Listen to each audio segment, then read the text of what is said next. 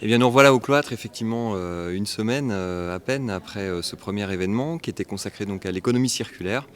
Je dirais que pour moi, ce qui est essentiel, c'est qu'on a vécu un moment très très fort entre nous, qui a créé vraiment du lien entre tous les participants, que ce soit effectivement les entreprises présentes au sein de l'Assemblée, les intervenants, les porteurs de projets, et puis nous,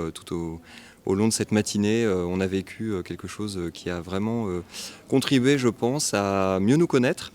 à partager. Notre intention était de permettre à chacun de repartir avec à la fois une meilleure connaissance, compréhension de qui sont les autres acteurs autour de lui, ce qui est l'un des principes fondamentaux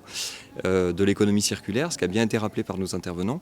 mais aussi d'être acteur, de contribuer et notamment d'apporter un petit peu de son réseau, de son expérience, de son expertise au cours des ateliers de co-développement. On se projette donc sur la deuxième édition qui aura lieu le 30 novembre avec une thématique un petit peu différente.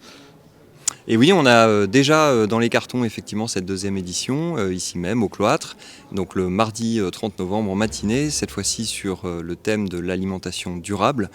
un thème qui est très large, qui va nous permettre d'explorer à la fois le côté production alimentaire, transformation, mais également distribution et gestion de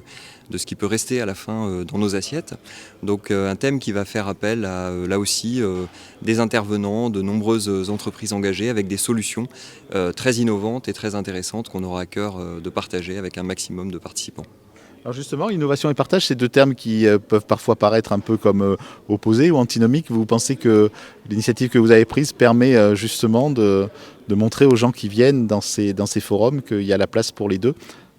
Indéniablement, et je pense qu'on l'a bien démontré au cours de cette première matinée. Dans innovation, il y a effectivement, on pense toujours à la partie technique, mais il y a des tas d'autres domaines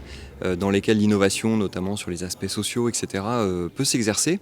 Et puis le partage, c'est quand même ce qui nous réunit tous, et la volonté de progresser peut-être plus vite ensemble, grâce notamment effectivement à cette diffusion des connaissances. Merci.